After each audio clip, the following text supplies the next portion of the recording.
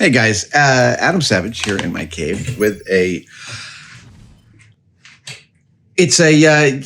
what is this? It's a tooltip. Is it a tooltip? It's not a tooltip. It's a technique tip. Okay. So behind me in there, you can see a Hanan Carbonite. That said Hanan Carbonite will be revealed in a different video. My friend Todd Blatt makes kits for finishing the side panels and the outer box of the Hanan Carbonite. And Todd's parts are beautiful. There's plenty of reference in general for the panels on the Hanan Carbonite. So I ended up pulling my Han off of the wall and using Todd's parts to finish it out. And we shot it all, and there's some beautiful close-up shots, and we're going to hang this up and film it and everything. It's going to be great. But along the way, I've been collecting parts to fix my Hanan Carbonite for years. And on a slow burn like this, I often won't, I mean a slow burn in the very sense that, like, I wasn't out there looking for Hanan Carbonite parts to spend money on. What I was doing was, when they came up and they were a reasonable deal, I would buy them. So in the Star Wars collecting, there has been this long oscillation of the fans figuring out some of the found parts of Star Wars props, and then sometimes not figuring out those found parts for years and sometimes decades. And the side panels on Hanan Carbonite were only discovered maybe 10 or 15 years ago to be a Volvo dashboard panel. Totally amazingly, somebody recognized it, and this is a casting of that same panel.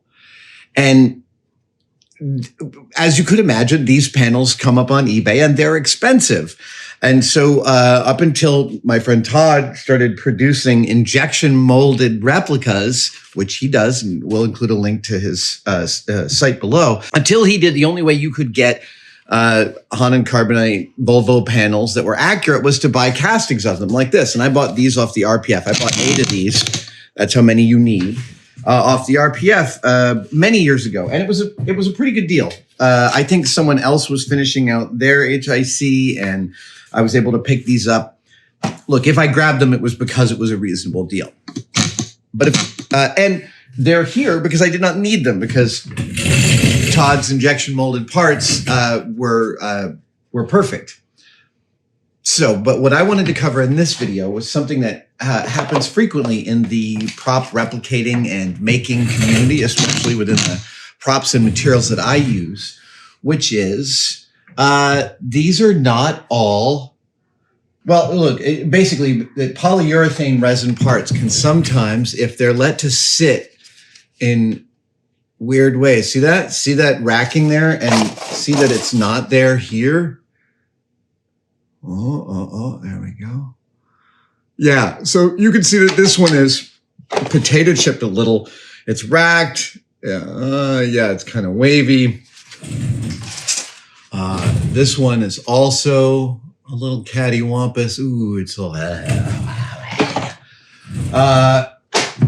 Basically, out of 8 panels, 3 of them need some real help.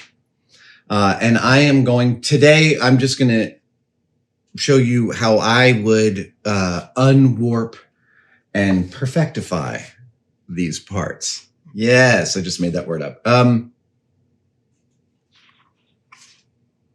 trying to think if there's anything I'm missing. Yeah. So these parts are cast in, are they all cast in the same resin? Yeah, they are all cast in the same resin. This would be I believe, given my knowledge of these materials, that this is a 2-part Instacast resin made by Smooth On or one of their competitors. This is a bread and butter material that I've been using for 30 years now. 2-part urethane Instacast resin creates a medium density plastic. It's a thermoset. It's a miracle material. And when it kicks, it's like science fiction. And I have molded and cast thousands and thousands and thousands of things with this. And when it warps, you can often unwarp it with the application of a little heat. The trick is applying that heat gently. You can't melt this stuff. Like I said, it's a thermoset, not a thermoplastic, which means that the difference is the difference between like a coffee lid that can melt and change its shape, right? When it gets hot, that's a thermoplastic. They're vacuum formed. And so you apply heat and they get soft again. But a thermoset is like epoxy. You mix up epoxy, it gets a little warm and then kicks. That's a exothermic reaction. You mix the two chemicals together, they create a little heat. That heat helps create the polymer bonds that create the hard material, and they harden it. That's what this is, like an epoxy. So heat can soften this so you can move it, but it won't melt it. And my favorite application of heat is this, my lab oven. This is made by Quincy Lab Incorporated. I was looking a couple of years ago for a toaster oven because I knew I needed to regularly heat stuff. And when I looked at a large mouth toaster oven that could handle the heat that I wanted, it ended up being like $350, $400. And for $600, I can buy a lab oven. So I just bought the lab oven because I knew I would always be using it. So I'm going to turn it on right now, and I'm going to, it's only at 100 and, where is it now? It's 150 Fahrenheit. Let's do 175 Fahrenheit. We'll try that. I'll let it warm up. I'll put the pieces in. We'll bring them out in about half an hour once they've had time to heat up. And then I'm going to use some various weights and things to kind of bring these guys back. I mean, and you can see how all that stuff, right? And it's not there for these. Yeah, this needs addressing. And look, I have not tried to bring back a part that is this warped, so I may fail. We'll see. All right, my oven is preheated. I'm going to take all three of these disastrous cattywampus. There's a really wonderful phrase. I believe it is one of the Americanisms that comes out of the extremely fertile and many disparate contributors language environment of the American West of the mid to late 19th century. All right, so we're going to put this in here, and we put this in here, and we put this up here, and we're just going to leave them for like 30 minutes. As a note, if you have castings like this that you want to put in long-term storage, I can't stress this enough, put it on a flat board. If you literally put this in a cardboard box so that it's leaning like this, just its own weight would be enough to torque it. If you had two sitting like this, you're going to end up with torquage. So you can do things like you can tape them to each other. That is often a reasonable solution. You can tape them to a board, or you can put them in with sheets of foam core between them. Any one of those is great, but long-term storage of resin parts should be done in a stable environment. Oh, look at that. That's all warped too. I'm going to try that one with a heat gun later. While I wait for my panels to heat up, I'm going to make some straighteners for it. I cut them on the table saw. Hang on.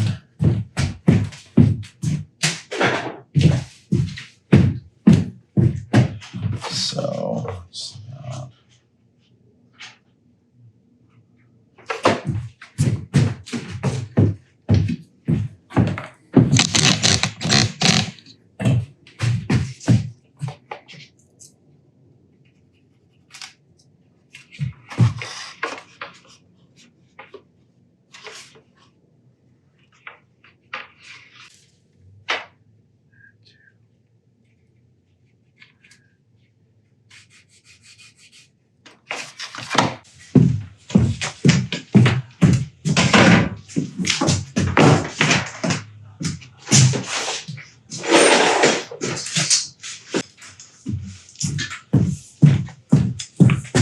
Okay, so this is just kind of one of those coinky dinks that's really amazing.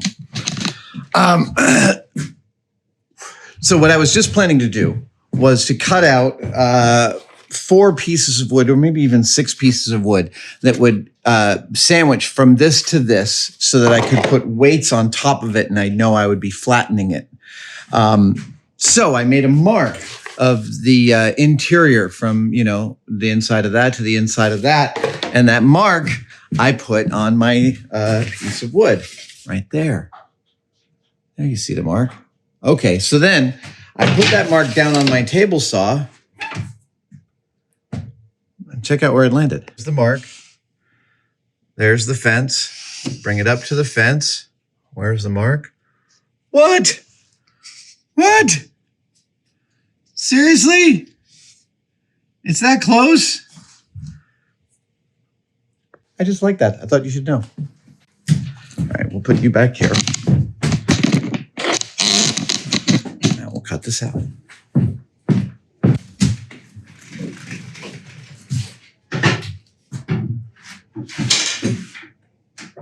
Cutting on the long side first.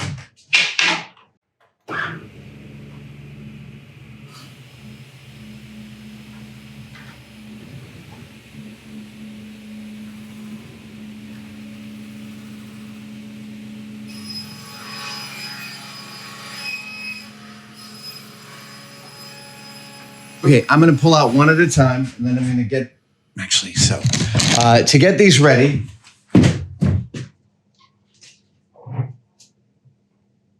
I'm pulling out some weights, 2, 4, 6 blocks, and some 1, 2, 3 blocks, and some, I'm going to bring all these out. Those, plus, and that's one.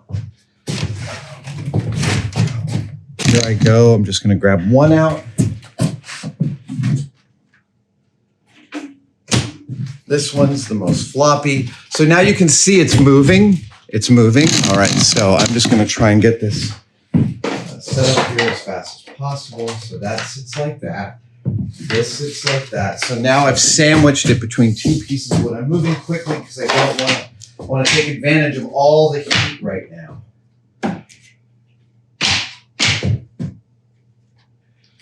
Okay, so let's do that. We'll do that. We'll break out another one.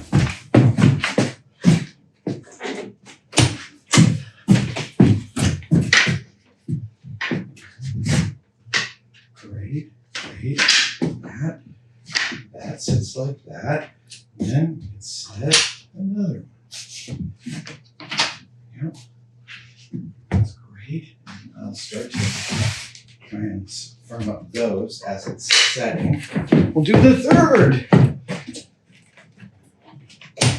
You have a limited amount of time to play with these before they start to cool. And you really want to maximize it.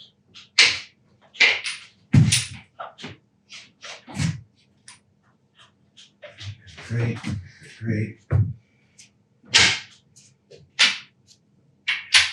Okay, so I'm confident that is making the faces flat. So now I want to adjust some of the, come on over here.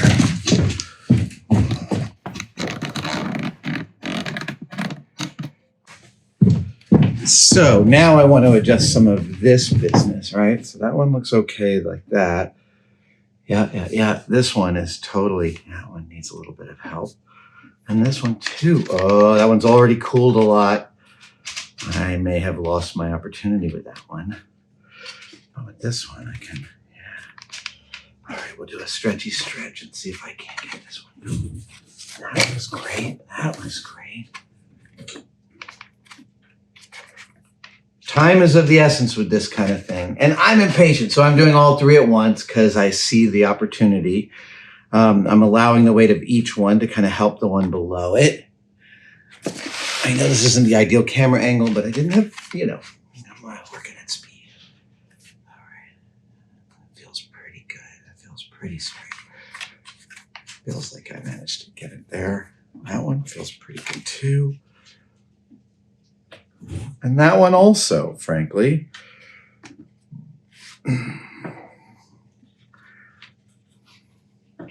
What's funny is I don't need these anymore.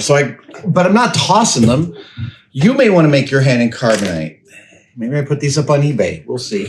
But like, you know, this is a good part. So usually what I end up doing is I end up saving a part like this for years until someone says to me, I'm making my own hand in carbonite. Okay, so these three I feel like are good enough that you're definitely not going to notice any other inconsistency. Yeah, that looks good. Oh, that's well, you know, I'm going to see that.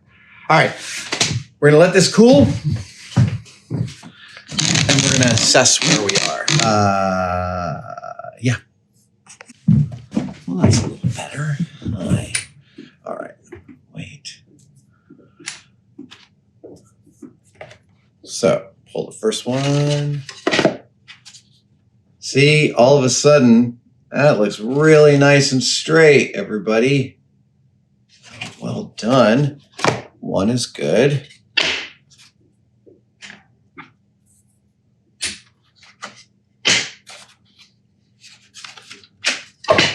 Two is really, oh, that's great. Wunderbar. Wunderbar. And, dude, now let me see if these could use a little help. They actually feel like they could. These, that's nice and straight. That's nice and straight. That's nice and straight. Okay. So,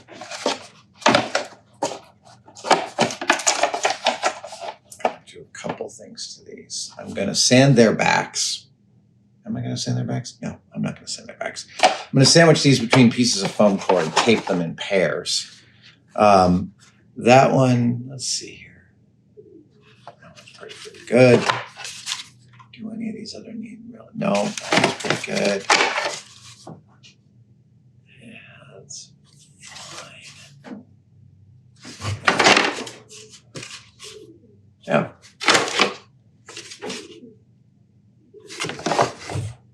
All right. Yeah, so that turned out to be a single pass. And I'm really pleased with how square they came out.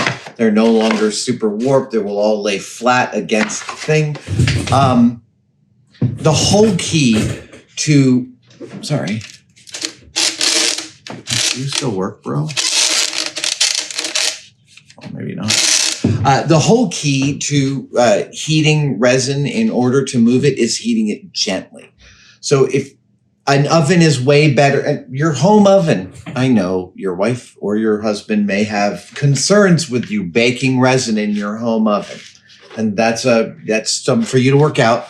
I don't think the off-gassing is too extreme, although I might not do it in my home oven. At any rate, an oven that's like a gentle oven at 125, 150 degrees is a perfect space to heat these enough so that they can be reshaped. And then wherever you can, just like I did, using flat reference shapes to achieve, to guide the flatness is what you want. And I just use crappy hardware store ply for this. 1, 2, 3, 4, 5, 6 ply, not my Arctic birch ply. As for what will happen with these, well, watch this space. If we put these up on eBay, I will let you know. Love to see someone else finish their honey and carbonite. Actually, I know exactly where these go, and I'm not going to sell them. They're going to go in the other. Yeah, I think they might. You will see. We'll see. Let's see. I'm trying to think if there's anything I'm forgetting here. No, oven heating in order to reshape these, a really, really good technique. If you have a much more amorphous shape, you may have to build some structure out of cardboard and tape and kind of like, you know, you'll want to mount it in a way so that if you need to pull on a part, you could. And tape is actually a great way to pull on a soft part to bring it in line. You know, you can kind of guide it. And I know I'm describing this in the abstract without a concrete demonstration, but I hope that the degree to which I was able to, in a very short order, make these all really nice and flat to each other and all consistent, yeah, is a great example of how to rescue parts like this. Because, yeah, we don't all store our things perfectly every time, and this is a great rescue. Thanks for joining me for this really, really quick technique tip, and I'll see you guys next time. Hey guys, Adam Savage from Tested here. If you've ever seen the 6-inch ruler in inches and centimeters on my forearm and wanted one of your own, but you didn't want it to be permanent, well, today's your lucky day. You can now buy temporary tattoos of my measuring stick, my measuring forearm, at tested-store.com. Comes like this, goes on in about 30 seconds with a little water. The instructions are on the back. It comes off with rubbing alcohol, and hopefully it warms you up to the idea of permanently attaching a measuring device to your body, because I use mine every single day.